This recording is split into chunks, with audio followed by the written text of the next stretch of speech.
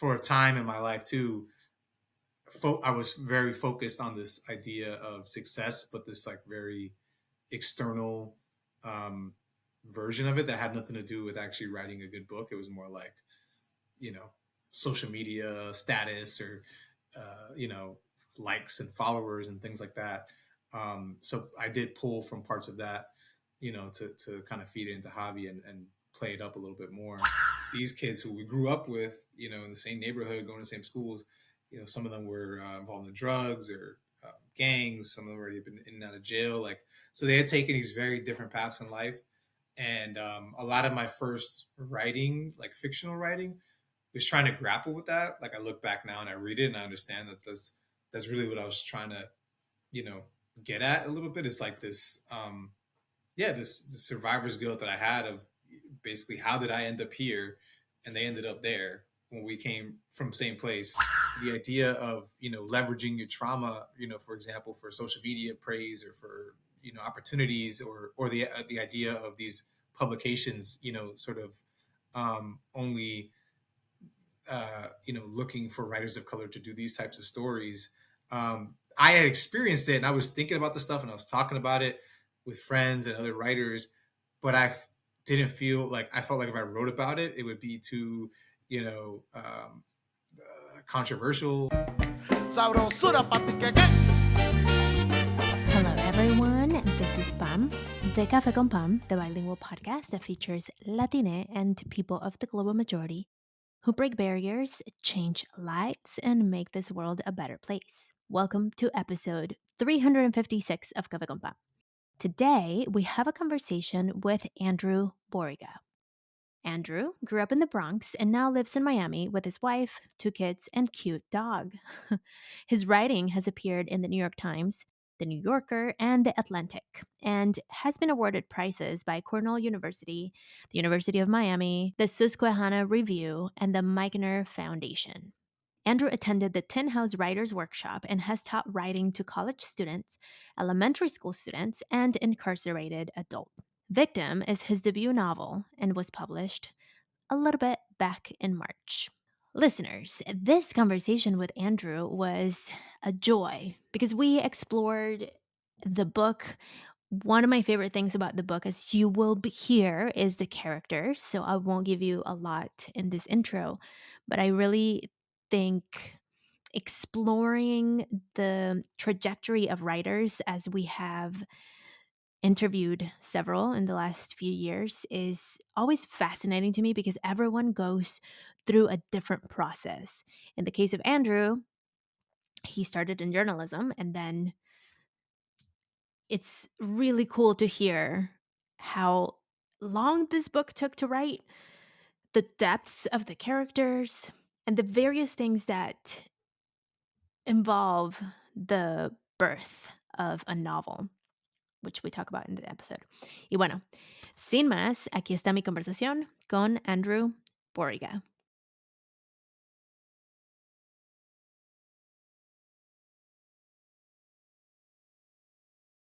Andrew, welcome to Café con Pam. Thank you so much for having me. Thank you for coming on and for writing such an amazing book. Thank you. How are you? Where are you tuning in from today? I'm doing well. I'm home here in Miami. In Miami. Yeah, yeah. What's your heritage? My heritage. So I am half Puerto Rican and half Polish. My mom is straight from the island, Puerto Rico, and met my father, who somehow a Polish, also like straight from Poland. Wow. Man happened to be in Puerto Rico, and they were working at the same hotel, and they met, and then we moved to the Bronx. So I was born in the Bronx, but they moved there together. So they met in Puerto Rico. Yeah, Wow.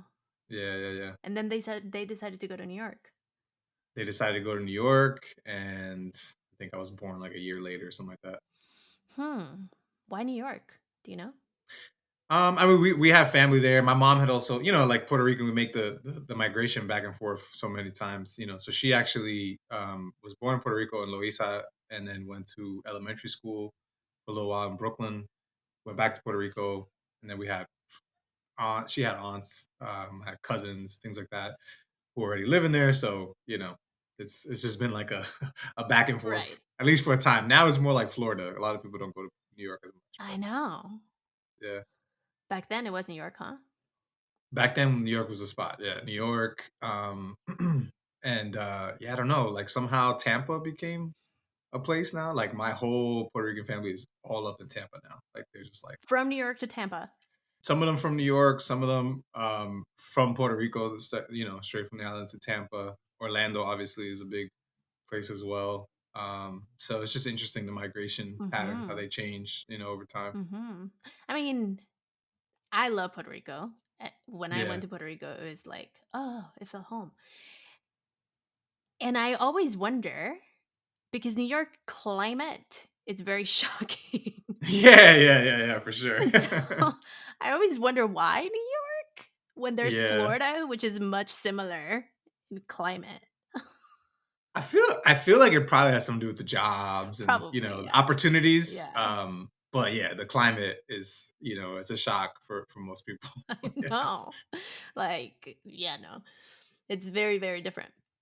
So for you growing up in New York, how often do you go back home or back to Puerto Rico? I would go pretty frequently when I was younger. My mom would send me in the summers to spend time with my grandma who was out there at the time, my aunt, had some uncles out there as well, cousins. So I would say, I don't know, like probably from like 5 to 10 or so, 11. Like I go back every summer. We go at least like once a year. So I have very fond memories, there in the summertime. And then there was a period, after that where we had, there's a lot of violence where we're from and things that happened in my family with family members. And In New so York? no, in Puerto Rico. Yeah, so it just became a little more dangerous and we started not going as much. Mm. And then so there was a gap where I didn't go for a while. And then when I was 18, I went again. And then, actually got engaged there. I proposed to my wife in Puerto Rico. So I have like, I've been a lot. Yeah, I've been a Yeah. lot and it's been part of my life for sure. And I'm dying to take my kids. I haven't taken them yet, but I was I'll gonna plan on doing it ask, soon. have they gone? What? They haven't. No, my wife is Colombian and they've been to Colombia and they haven't been to Puerto Rico. There's Ooh. this beef, there's like, Yeah. yeah. So I gotta correct the situation ASAP. For sure. How old are the kids? 3.5 and 1.5. Oh, see, I mean, I they'll remember. Yeah, yeah, right. As I was saying, they still got time, Yeah. but we gotta get a picture over there and Right. I gotta send it to the Puerto Rican family before they come for me. Totally. So, thinking about going to grandma's house over the summers, I think that's a common thing for some immigrant kids, obviously not everyone. Yeah. And how was it for you to leave and then come back as far as like your friends and being in the neighborhood? Because in New York, you talk about New York a lot. How I mean, it's tight. The community is tight, and so leaving was that a transition that was hard for you? I was so young that it wasn't for me. I think what was harder was that my relationship to the language was always so complicated Mm. because I understood way more Spanish than I spoke. And everyone in Puerto Rico didn't really speak English that well. So it would be it'd be the situation where I'd get there and feel already sort of like limited in my capacity to express myself. Yes. But at the same time, so excited and stimulated by everything I was taking in. So it was like a weird thing where I was like, enjoying everything, but not being able to feel like I could participate fully, Mm. at the same time. So that part was a little weird, or it would be kind of like a struggle to, Mhm. to to deal with, but I love going there so much. I mean, the food and just the culture and the food. Yes. The But food. yeah, I would say that part was a little weird, but I had my family was great and they'd kind of rip me about it for not speaking Spanish as well, but they would also work with me. And so I had cousins who didn't speak a lick of English and all they knew was 1, 2, 3. So they'd be like, Andrew Mark, my middle name is Mark and my family calls me Andrew Mark. They're like, Andrew Mark, 1, 2, 3, go, 1, 2, 3, go. That was like all they knew. And so we made up these little games and stuff. We still had a great time. It was cool. But yeah, no, I think growing up in the Bronx, so many people were Puerto Rican in my neighborhood that it wasn't weird to go back and forth. It was pretty normal. Totally. And I think I don't know, it makes me think of how resilient kids like us are because we get to I mean, it's intricate. It's layered. Yeah. There's so many things that English only speaking kids don't experience. I mean, you're talking about a completely different food. I mean, being in the Bronx, there's probably a lot of familiarity, but it's like the Hmm. climate, traveling. It's a Hmm. long-ish type of flight. What is it? 4 hours?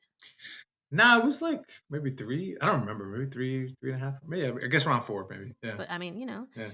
Yeah. it's the culture. It's even though you may have the same type of food, it's still different. Yeah, no, no, it's super different. Yeah, it's super different. Life out there was, I mean, also I think it was interesting. I remember probably mostly like the town we're from, Loiza is, it's a very important town culturally. It's one of the first free like black settlements in the Wow. island. So there's a lot of bomba music there. There's a lot of like important art and like folklore and everything there. But it's also, you know, the island in general is just poorer than the United States, right? So that was something I remember too. Is like going back from the Bronx to there and then coming back home, and be like, damn, like I got it good, like we got Mhm. AC, we got the TVs, like the lights don't go out, the water don't go out, like So there was like I think I probably remember that more than anything is the understanding that I already like I kind of coming from there and going back and forth like I have it good, Did you ever feel survivor's guilt? about like from the Puerto Rican side perspective. Yeah, like going back, like, "Oof, I'm going back to my nice little world." Nah, because I was so young, I didn't really understand what that was. I experienced that later on when I went from the Bronx to college. Because then I kind of like had more of a grounding. But I was a kid. I was like, I was like focused on like Pokemon cards and stuff like that. Like Right, I and was, having fun with your cousins. yeah, having Legend, fun with my legend. cousins. Yeah, like we were having fun. So I wasn't thinking about all that. Let's talk about college. Did your mom instill, like, you need to go to college? How did you decide that you wanted to go to college? She I think she went to college. She went to college later. She had started in college, had me, and then later on went back to finish her degree sometime later. Um, and I believe, yeah, I believe she had, she made it clear that I should go to college, but she never put like, you got to go here, you got to go to this type of school type of thing on me. That I think it was more like just you're stay out of trouble, like go to school, do something. You know what I mean? Um, and so I was actually a track runner. I used to run cross country and indoor and outdoor track, and I was pretty good at cross country. And so I was getting recruited for these Division 2 Nice. schools. Yeah, so my in my mind, I was just gonna go to like whatever school paid me a little bit to run. That was my plan, basically. And she was cool with that. And then I ended up getting into, winning some scholarships when I was a senior and junior, and sort of getting mentors who helped me aim like a little higher.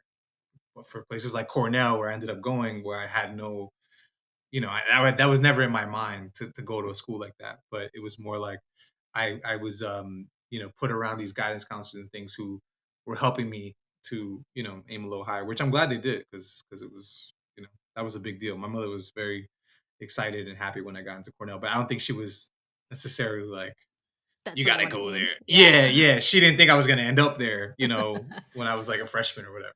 Let's take a pause and acknowledge mentors, because Yeah. many times kids like us, where our parents are like, well, there's opportunities, go and you have access to them, but they don't necessarily have the resources, they don't have the knowledge. I mean, they may not have tools to give you, and so it's great that you found mentors and counselors that saw and chose to give you that chance, which is awesome. Yeah, for sure. I mean, I'm extremely grateful to them. I'm still in touch with a lot of them now. When the book came out, I like sent it to all of them, and they were so happy. I think yeah, because that was basically the experience. My mother, was like, go to school, and you should go to school, but there were all these things that we didn't understand, all these forms and like Right. scholarships and like recommendations you supposed to get and all this kind of stuff. And And so having people to kind of walk me through that and explain, do go through it this way, do these types of things. Here's how you study for the SAT, these types of things that I hadn't really received before, and a lot of people don't get. That helped me tremendously. So yeah. Totally. So you make it to Cornell. How does Andrew, a kid from the Bronx, showing up to Yeah. Cornell University? What happens? Yeah, it was a culture shock, complete culture shock. I got there, I was excited to go, excited. I had never thought, again, I never think I was gonna be like an Ivy League kid. I just didn't see myself that way. So that was pretty cool in itself. But then I got there, and I had only previously gone like the diversity day visit. They get all the kids from the city, from like the Brooklyn, the Bronx, Queens, or whatever, throw you on a bus, and you take you up there, and then everyone who you hang out with is also kids from the city who look like you and from similar culture. Right. So you just assume like, oh, the Everyone whole looks like school that. is like this. Yeah, I'm like, oh, this is great. It's gonna be dope. And then I got there and I saw like the rest of the school, which is Right. like 90% of the school basically, is not like that. And it was, it was a complete culture shock because class level, like these are the top of the top, in terms of wealth and things like that. And and so yeah, it was a very weird experience because I tell people all the time, like, I didn't even think of myself as like poor until I got to Cornell, and I met some of these Ooh. kids, and I was just like, you did what over the summer? Like, how many houses you got? Yeah. Like, yeah, like, oh shit. So that was like the first time that I was like, oh, okay, we're on different playing fields over here. I didn't Yeah. really, really understand that. Um, so yeah, there was a lot culturally, there's a lot to navigate. Academically, I thought I had gone to pretty good. I went to mostly public schools, and then high school I got a sponsorship to go to a Catholic school in the Bronx, and I won like the math award, and I was number 3 in the school, and I was like, I'm pretty good at this like school stuff, like I'm. And then I got there, and I was just like, yo, it Just was like a kidding. whole, yeah, it was a whole different level. Math was crazy. Like, I won the math award, and I got like a 40 on my first math test. It was just Wow. all these things were happening at the same time, so it was very overwhelming for me. Yeah. Did you have someone to ask at that time that you could go back to and be like, "Why didn't you prep me for this?" I mean, I had those mentors from like from my high school programs. And I think I reached out to them a couple times, just like, I mean, I tried to drop out, right? So that was for the first year. I was like, I'm dropping out. I can't do this. I'm out of here. And I did reach out to try and get some help from them. And I think the biggest thing they communicated to me was like, this is an adjustment period. Like, you got to just, it's going to get better. It's going to get better. Which at the time I understand, or like now I understand, but at the Right. time I was But at the like, time that's not helping me, bro. Like, right, I yes. was like, this is bad. I'm depressed. I've never been depressed in my life. This is bad. Totally. So yeah, it was hard, and I think it wasn't until like my sophomore year where I started finding kind of mentors and people I could go to in the Cornell community, professors, Latino professors mostly, who Mm. like saw me and were just like, all right, you need some help, kid, and they kind of pulled me aside. That's good. So yeah, yeah, for sure. Yeah, because what did you do for your mental health? I did go to therapy. That was the first time I'd ever gone. I think my freshman year I went, and because you get like free. I was a scholarship kid, so I got like the free healthcare package, Nice. and I was like, yo, let me use this. Yeah, why not? Like, see what this is about. So it was interesting. It was my guy, the therapist was a nice woman, but she was like a white woman from that area, and like, Disconnected from reality? yeah, and like I was trying to explain things about my background, my family, and it was like kind of going over. So, but it was just kind of helpful to have somebody to talk to, I think, and Mhm. express some of these things. And I think also I opened up a lot more to my mother too, that was a kind of a good byproduct of everything that had happened. I had been, because I grew up, uh, my mother's a single mom and I was the oldest. I spent a lot of my time growing up, like, kind of having a lot of responsibilities, taking care of my younger sisters, like working, like do all these types of things. And so we had relationship where it was hard for me to express when I felt I don't know, like I was going through hardships, because I just had it together for so long Mm-hmm. that it was actually very hard for me to admit, like, I'm having trouble. I'm having a problem here.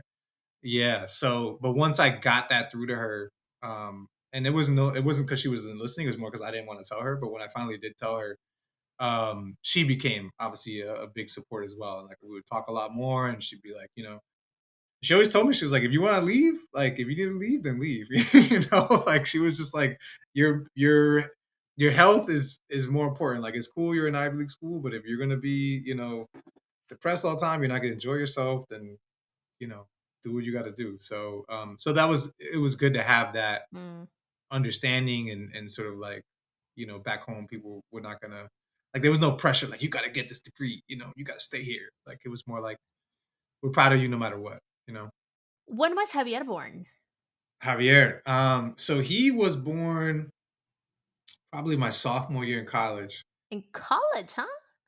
Yeah, yeah. College was, Cornell. Before Cornell, I had decided I want to be a writer when I was about 16, but I focused on journalism first, and that was mostly because I didn't really understand what it meant to write a novel or be a novelist or a fiction writer, you know.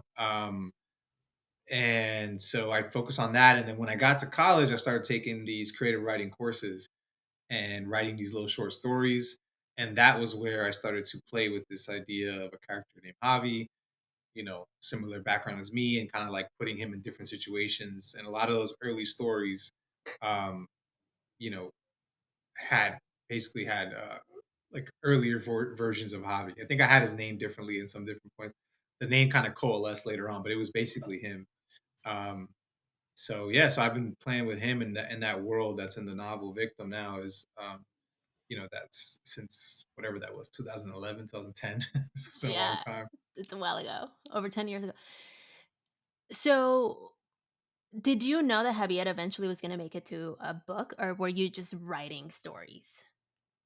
I was just writing stories in the beginning. Mostly it was because you were assigned stories, right? In these classes, you had to write a short story in 2 weeks. So that just gave me a prompt to go and see what I could do. And then I did that a bunch of times in a row. And then I started to learn how to make the stories better, through revising, through workshop. Started submitting the stories to awards on campus, and I won a bunch of those awards on campus. So then I was like, okay, like this is going pretty well. Like like I was getting a good response from my teachers, from my students. I mean, not my students, my classmates. And it just gave me more confidence to kind of like pursue it. And so by the time I did graduate, by the time I was a senior, that was by that point I had it in my mind, like I want to write a novel, I want to write a book about a character like Javi, about this kind of world that I was already playing with in the Bronx. Um, but it was a slow process. I didn't necessarily start thinking all that. I was just like, let me write the story for class and see how it goes. When was Giovanni Gio born? Gio was also born around that time. Okay. Yeah, yeah, yeah. So like I've been playing with these characters for like a long time, especially Gio and Javi. They were the first ones. Um, Javi was obviously based off of me, but Gio was, talking about Survivor's Guilt, kind of like going back to that. But Gio was based off of these friends that I had growing up, who, where I was on this path going to an Ivy League school in Cornell and like writing for newspapers and things. Um, these kids who we grew up with, in the same neighborhood, going to the same schools, some of them were involved in drugs or gangs. Some of them already been in and out of jail. Like, so they had taken these very different paths in life.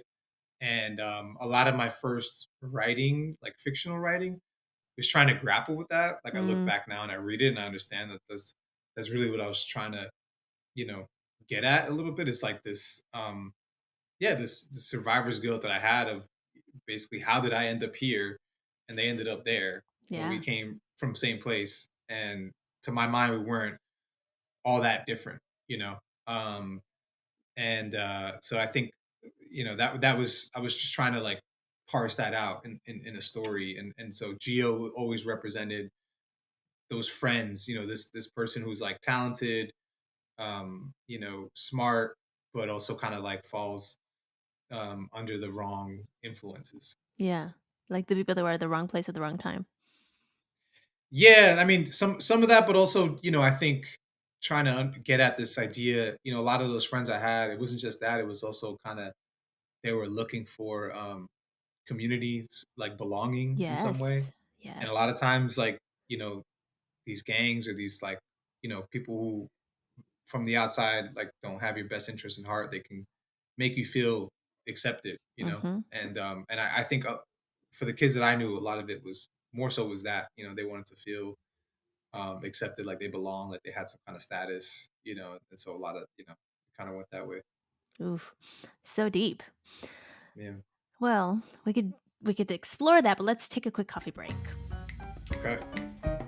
Sabrosura pa' ti que que. So, Andrew, do you drink coffee? I do.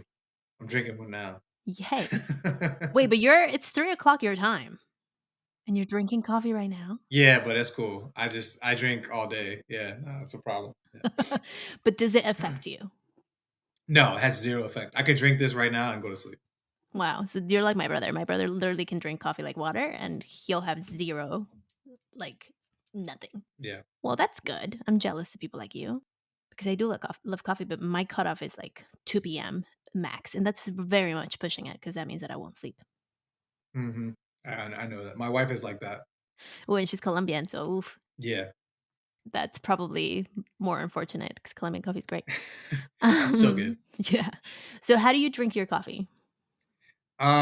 So I have a little coffee machine in the house now, and I make my own like café con leche, like basically espresso, and then the foam milk on top. Um, Depending on the day, I mostly go to like almond milk. I'm trying to keep off the dad bod, but every now and then I go with the whole milk too. When I go to the store, like when I go to the little ventanitas and stuff in Miami, I always get it with the whole milk. 'Cause I feel like they're gonna look at me crazy if I ask for almond Oh, milk. yeah, for sure. Yeah, yeah. Yeah, So you can't. No. I'm like, what? Yeah. Who are you? A tourist? Yeah. Great. So you make it. Do you have a favorite coffee shop that you support? Local? Um, Honestly, there's so many great ones in Hmm. Miami, and it's not like they're not kind of like fancy shops. It's like little ventanitas. Like there's like they're called like Rinconcito number 72 or something. You know what I mean? Like these little places. Yes. And you just go to the window and it's like there's no Wi-Fi, there's no music playing in the background. It's just like usually a woman like giving you a stink eye, what do you want? And then the coffee is fucking incredible. Yes. So yeah, there's a few places I go to like that around my area. One of them that one I'm really into now is Pinecrest Bakery, which if you're in Miami, you probably know, but their coffee's incredible. So, Do you get almond milk there? Okay. no. You keep They it the they whole throw me milk? out. Yeah, yeah, no. They're just like Nice. Yeah, one thing I learned about Miami is when you get coffee and you get Cuban coffee specifically, yeah. it's meant to be shared. My wife says this to me all the time because I think it's the colada. No, the cortaditos, the El one in the corta little cups. yeah, Yeah, the little cups. Yep, yep. I never get that. I never get that. I always get the large café con leche, and Mm. and I'm like, the other day she was like, "Oh, let's get that and share," it. And I was like, "I'm gonna get the large. Get your Like, own. I want my own big one." Nice. Nice. So I'm not a great representative for that mindset, but that is definitely happens a lot in Miami. You see the people coming out with the little cups and they're gonna take it to The their señores, job or no? like Like they yeah, when yeah, they the, play the like construction chess. sites they do it. Mhm. Yeah, yeah, yeah. You see it all the time. Sometimes my barbers here will just randomly be like, "Yo, you want some?" So But you get your own. yeah, I know. Nice. I feel bad. I feel embarrassed. I'm selfish like that, That's okay. Hey, but coffee doesn't affect you. I couldn't I could not drink the cubanos, like the shareable ones all by myself because I would legit bounce up and down. I mean, I feel like you spontaneously combust. I think you're not. Yeah, I exactly. think like you're not supposed to do. I wouldn't even take that to the face. That's like a lot. That's a Yeah, it's a lot of lot. caffeine. It Yeah, is a lot of yeah. caffeine, but delicious nonetheless. Coffee is such a community also, like It is. I love ritualistic. coffee. Yeah, same. I'm a huge fan. Yeah. Yeah, tea could be too, but I think culturally for Latinos, coffee is like a thing. I think tea is more like healing, like un té Yeah, me I was gonna funciona. say like tea is like when I'm sick, I'm like, all right, Yes. I'll drink tea, but willingly, like on a normal day, Yeah, for sure. no. All right, well, let's get back to the show. We're going to fast forward now. You wrote a book called Victim. Yes. Great book. Great book. Thank you. Were you ever, as you were writing it, because one, it took a long time. So you mentioned that you were in college when you started writing the stories about Javier, not necessarily with the thought of this becoming a novel, and he was already in existence. How much of Javi do you have is part of you? How much of Giovanni is part of you? Are there parts of you within both, within one? Yeah, I would say within both, for sure. I love the two of them together in the book because they play off of each other so well, and I So feel like well. they represent like they're from the same area, but they represent these two different perspectives and like way of looking at life and like way of moving through life. Hmm. And I feel like I'm constantly like doing a little like I'm a bit of both and trying to figure out the right balance point or whatever. Gio is kind of more in touch with like his neighborhood, the streets, like his that way of life there, and then Javi's the more like ambitious,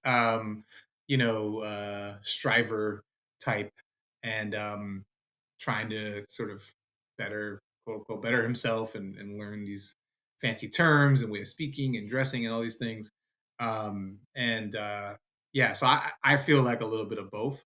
I would say Javi, though, the parts of him that are similar to me, I mean, I think obviously the um, penchant for writing, being interested in being a writer so young and sort of like being told that was something that happened to me in elementary school. I think as early as elementary school, people like teachers were like, you could write, you should do something like this, you should do something with this talent.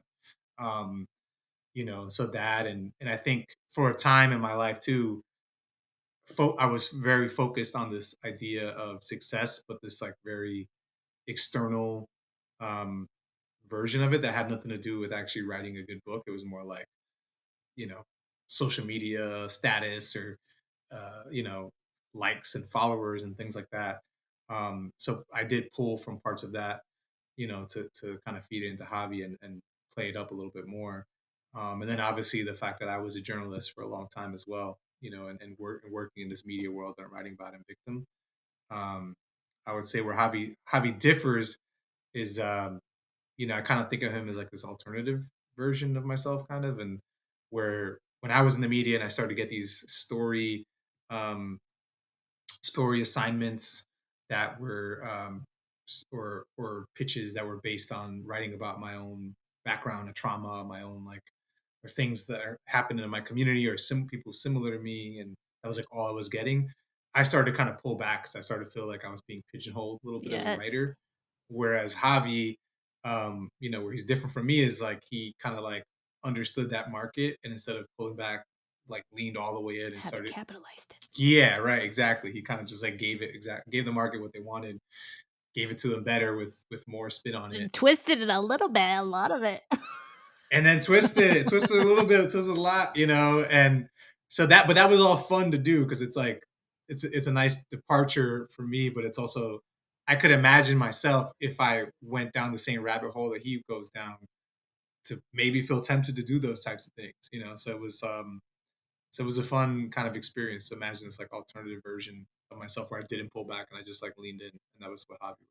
I love that. And I think, I mean, it's really refreshing to see that possibility, which I think, I'm sure it's happened in real life, And seeing the depths of the character and so many layers that were presented as you were writing it, and because it's so close also to your experience, did you ever think that people were going to then start questioning Andrew? Like, oh, did Andrew ever do that? Yeah, I figured I was gonna get that, and I have a couple times. Yes. Yeah, yeah, but like so I kind of understood that, and I think one, it took a while for me to land on the premise where Javi is this, journalist, columnist, kind of making things up, right? Making up stories of injustice that happened to him, or things that, or like over elaborating on things that maybe were slightly true. And when I did, I liked that idea so much, and I thought it worked so well for the book that I was trying to write, that I kind of just decided to come to like an understanding with myself. Like, I know that I didn't do this stuff.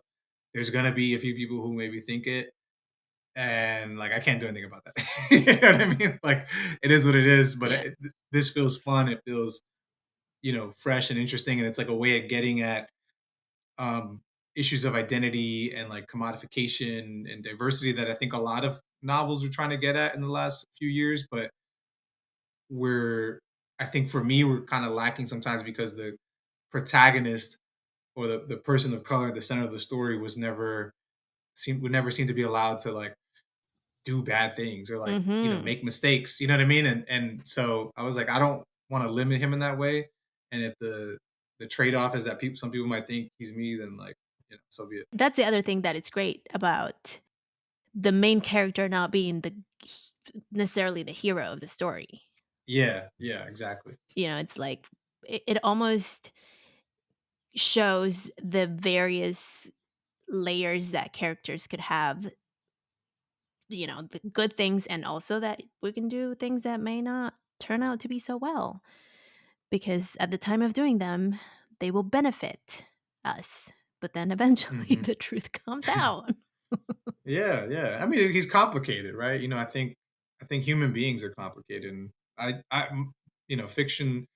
I love reading fiction where characters, sometimes you love them, sometimes you hate them, Yeah. um and they feel like real people. I mean, the people I love in my life, that's how it is. Like, I don't love them, like I love them, but then there's times where it's like, you're so annoying.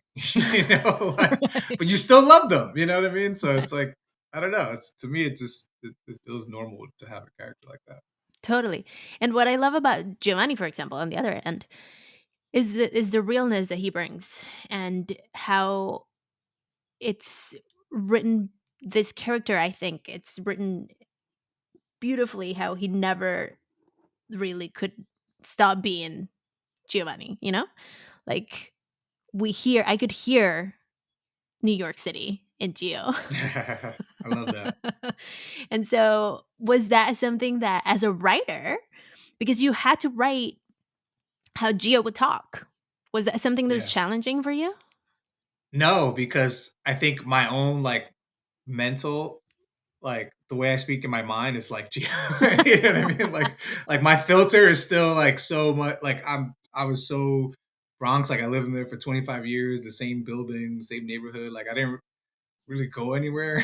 Like, so like my, like, as learned in these degrees or in the book I have, like I still filter the world kind of through that way. And Mm. so Gio was actually so much fun to write because he was like tapping into this I don't know, younger, pure Bronx version of myself, like my friends and I, and the way we talk to each other and joke with each other, and just like, like, so I loved writing him so much.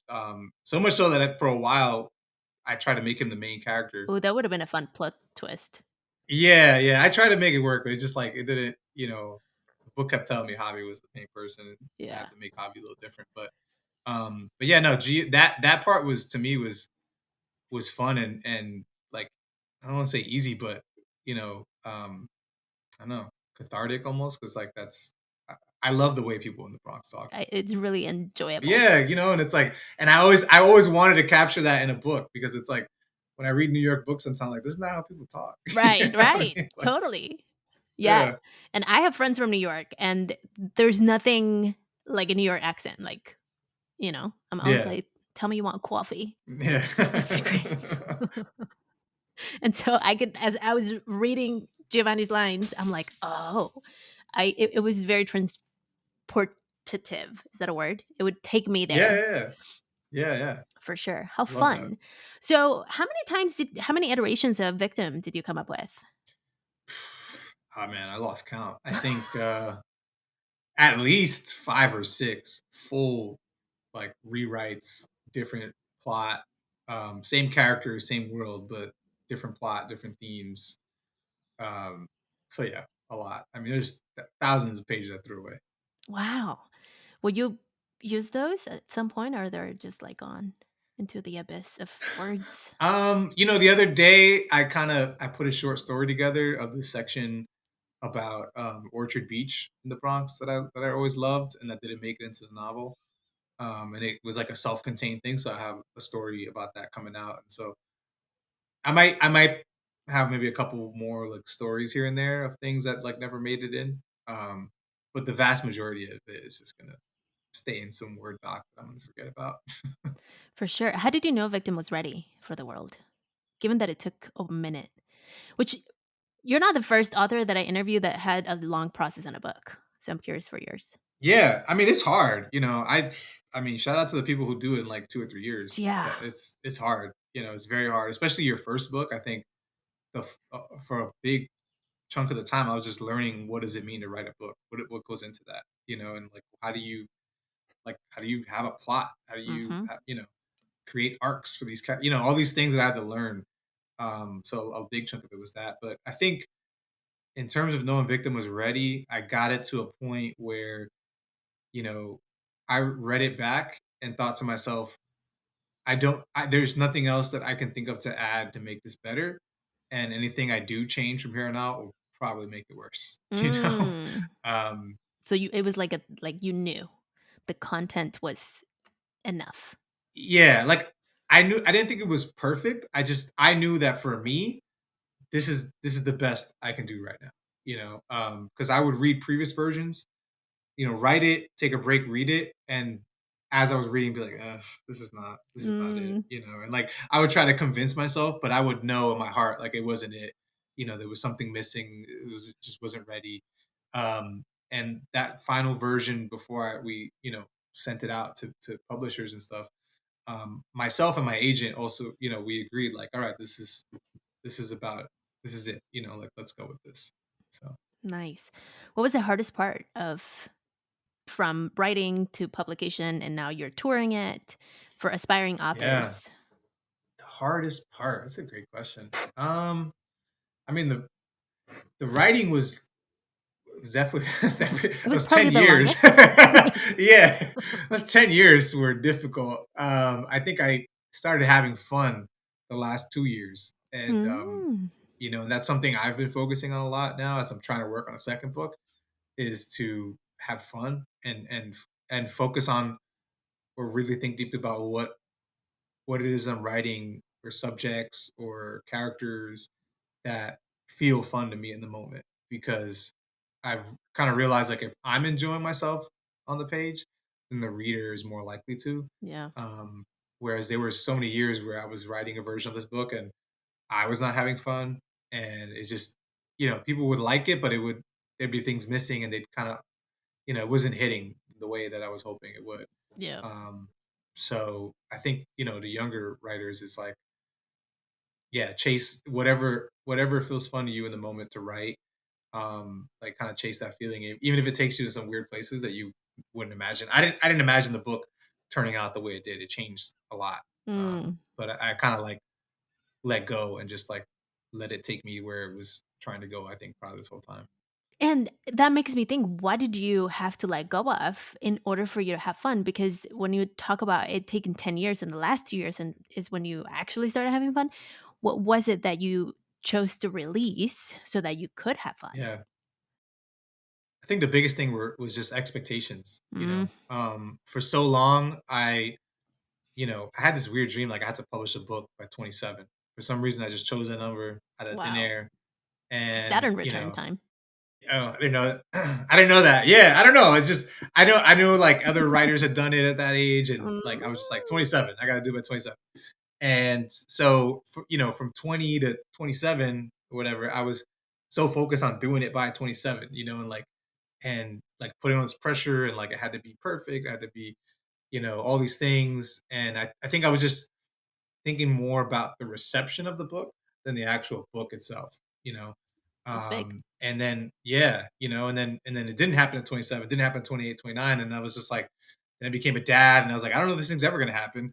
And when I started to have fun is kind of when I stopped just placing expectations on myself. I was like, maybe it will never happen, but I'm just gonna write this thing for fun. See, and that was like the last iteration of it, and that's ended up, being the fastest version. I mean, I wrote it in like a year and a half, and then we were selling it, and so yeah, that was a big lesson to me. It's just like remove expectations. Stop thinking about what it's supposed to look like or supposed to do or who you're hoping is going to read it or all these things that you can't really control. And I wonder if it's because the topic of the book, it's something that's not been discussed so much, like Hmm. leveraging the intersections that we carry.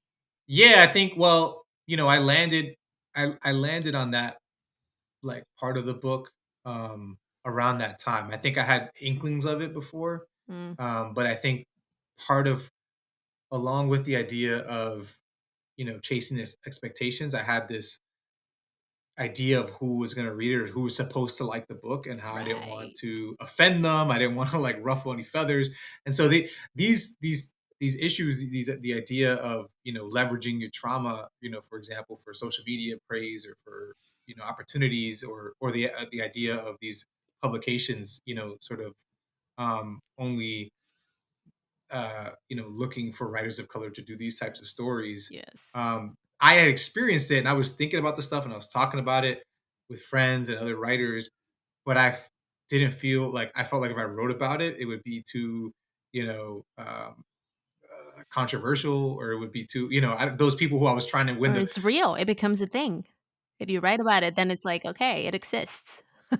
Yeah, yeah, and like because I hadn't seen it out there, it was like, if Yeah, you don't talk about it, like if someone hasn't talked about it yet, then you can't say anything yet until it's been right. talked about. You know what I mean? So there was, and again, I'm trying to make sure that it's this type of book that I have in my mind, and these type of people are gonna like it. So I was like, I'm not gonna do anything that's gonna ruffle their feathers, and so I think when I finally let all that go, and I was just like, I'm interested in this stuff. I want to write an interesting story around it with this character who's like leaning into it, and just go with it.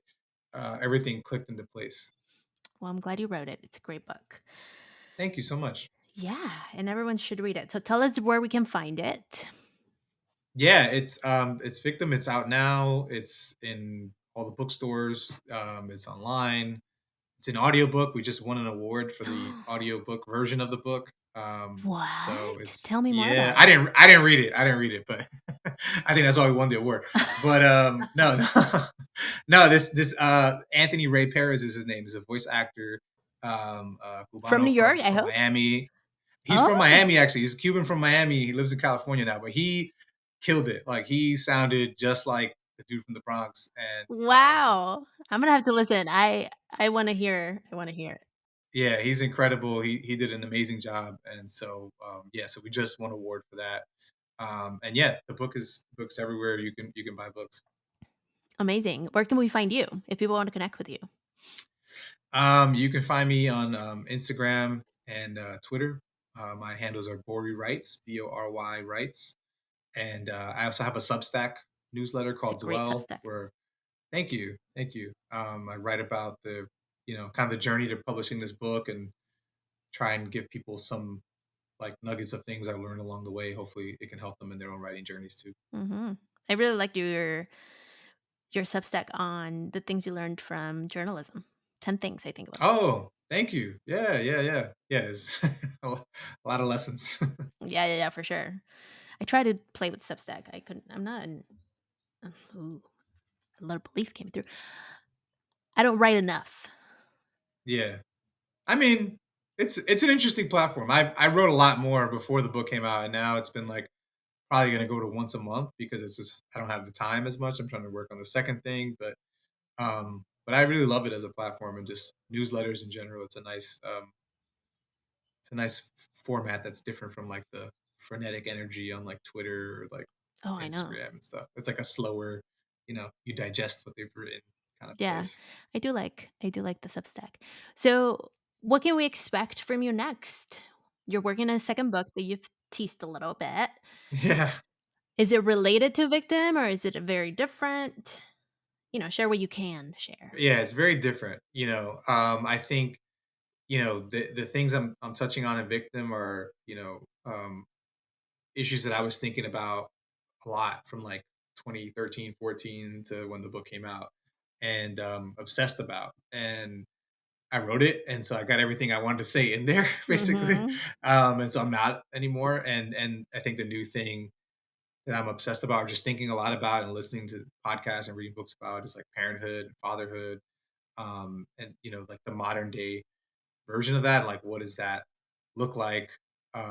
What is it, quote unquote, supposed to look like? There's like so many interesting things happening, I think, right now culturally about expectations of a man or of a dad or a father, and a lot of things are in flux. And I feel it going through my early childhood years with my kids, and so I'm trying to write a fictional story, kind of about a character going through that transition as well. And hopefully it'll be, I think that hopefully that it'll have some of the entertaining and funny, humorous aspects that Victim does, because I that's important to me. But we'll see. It's so early on. How fun. I can't wait to Thank read you. that one. Let us know when that one comes out. Hopefully not 10 years. I was going to say, it's going to take that long? I hope not. I Your really kids are hope going to not. graduate from high school and that's going to be the no. I know. Like, Let's yeah. not wait that long. Last few questions. Do you have a remedio that you want to share with us? Oof. Um, I mean, Vicks. It's so like cliche, but it's true, like it's like for your nose, you have stuffiness, you got a cough, you rub it on your chest, it's calming. It's all Um, the things. yeah, Vicks is pretty great. Vicks is very great. Do you have a quote or mantra that you live by? Something that is like circling my mind now, and I don't know if it's a core mantra, but it's something I think about a lot. It's like this idea of I think I heard it like in a rap song, like closed mouth don't get fed. And like I think to me it means like putting yourself out there. I think as a writer, as a creator, um I think a big hindrance or like hurdle that people have to get over is actually like it's not just writing the thing or creating the thing, it's like putting it out there for consumption or for people to have judgment on, and that fear. And so for me it's more like, if I want to be a writer, if I want to be read and have people enjoy the work or pass it on or whatever, or find an audience, I have to put it out there and sort of like be comfortable with whatever judgment might come your way. Because if you just stay quiet, like no one will ever know what it is you're up to. Totally. And that's really paralyzing for a lot of people, actually. Because Yeah, yeah, yeah, for sure. as someone who, for me, as a coach and a trauma informed coach, there's a lot of things that we carry in the body that feel familiar to the potential consequences of putting ourselves out there. And so I think that's why a lot of people just choose not to, because Hmm. the feeling might be way too familiar. Yeah, And yeah, and there's a lot of talent that goes unnoticed. yeah, absolutely. It's scary to put yourself out there. So. For sure. How did you overcome it? I really wanted to publish a novel. I really wanted to kind of um be in conversation with some of the amazing books that I've loved, and that Mm, have inspired me. And so I think a big part of it was just seeing other writers do it that I admire. mm, Um, just like understanding that they went through it, and it's like, all right, they can do it, then I can do it. for sure. Yeah, yeah, Yeah, just kind of like focusing on the goal before more so than the consequence. I yeah, like that exactly. approach. Okay, last one. Do you have a productivity tip, trick, or tool that you want to share with us? Consistency. That's like the only thing I got. Me personally, I wake up early, like 5 to 7, Monday through Friday. And I sit there. Now it's my dining table because my kids took over the room that used to be my writing room. But so it's not glamorous by any means. Yeah. I'm like quietly trying to make a coffee while they're sleeping, but but what matters is like showing up, just being Mm-hmm. consistent. And that's something I learned during the process of writing Victim. Is even though it was 10 years of a grind, I was, for those 10 years, for the most part, being very consistent about showing up and writing and working on the book and banging my head on the wall. And that pays off, eventually, even if it takes longer than you hope it would, it does pay off. I agree.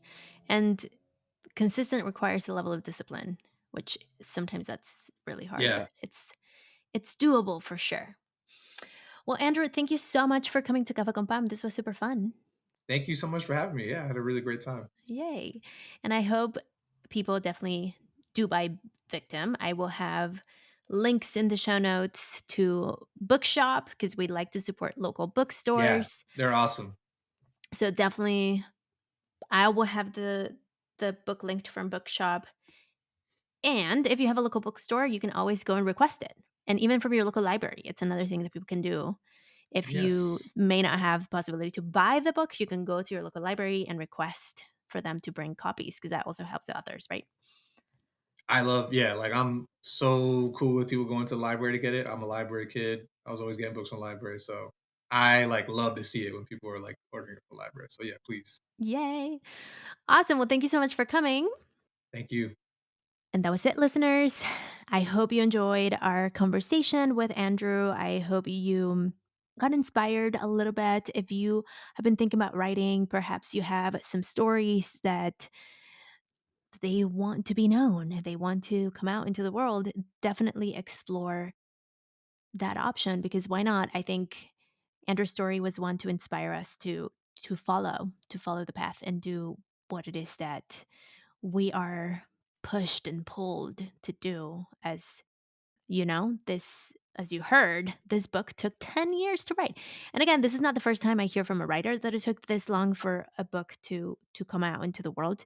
Sin embargo, I think the fact that Andrew gave himself permission to explore and to also shift the characters and give all the depth to each one of the characters, and we only talked about two. It's really powerful. And also the topic.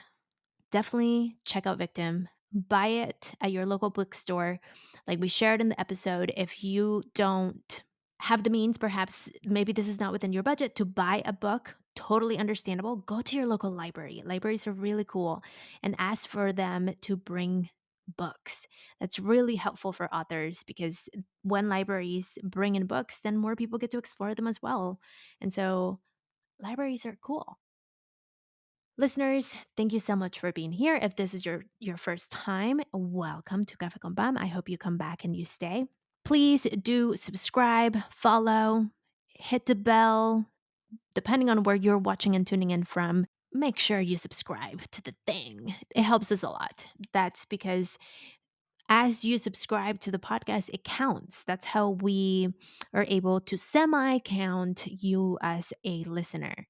And podcast numbers are still not clear. Sin embargo, I feel like I've been saying sin embargo too much. Pero eso ayuda a que podamos quantify the people that listen. So I do appreciate so much if you are able to subscribe. Rating and reviewing, of course, is super key.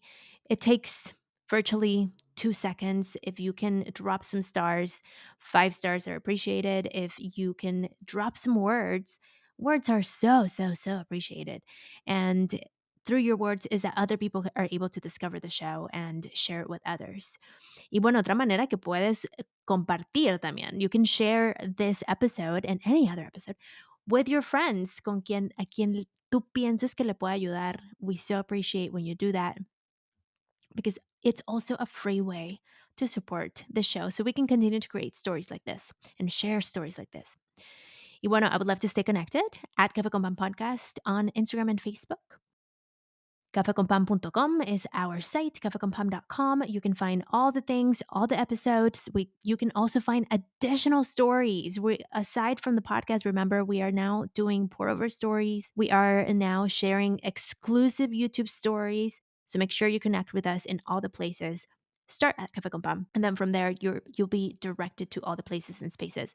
If you are curious about working with me, there are two ways to work with me. You can join the Manis Pass. And at the time of this recording, the Manis Pass might be on waiting list, but add yourself if it is. Or we can do one-on-one work. If you are interested in exploring a way to work together one-on-one, if you want to heal your inner niña, un mosquito. If you are looking to stand on your power, own your voice, and do some internal work with your inner niña, inner niño. You're not afraid of the dark. Let's go. Let's work together. Todo ahí puedes encontrarlo en cafeconpam.com. Listeners, thank you so much for being here today. I am in my new casita. Thank you for the support as I have been transitioning, and it's been fun. I know last episode I teased this episode. We decided to switch because I'm not ready to share my transition story. So if you were waiting for a solo episode this week, it didn't happen because my body didn't want to. And I listened to my body. So I'm working on a solo episode to share about my transition. But one thing that I can say is this actually came up from a question that a friend asked me because he said he read my latest email. And he was like, "How are you doing? Because I read about your transition and how you were waking up by a bird, which is hilarious." And he lives in a place where there's lots of birds. He's in suburbia. And my answer, which was very genuine and authentic, was, well, I think what's been causing me to pause more during this transition is because it was a choice, not a necessity. And I realized at that moment that the majority of my moves have not necessarily been a choice, but necessities. And this time was different. So if you resonate with that, you know that it's a little bit more tender to get to a place of sharing about it. But I will. You want to, listeners. Thank you so much for being here today. Stay tuned for upcoming episodes. Y nunca se te olvide to stay shining. Sabrosura pa' ti que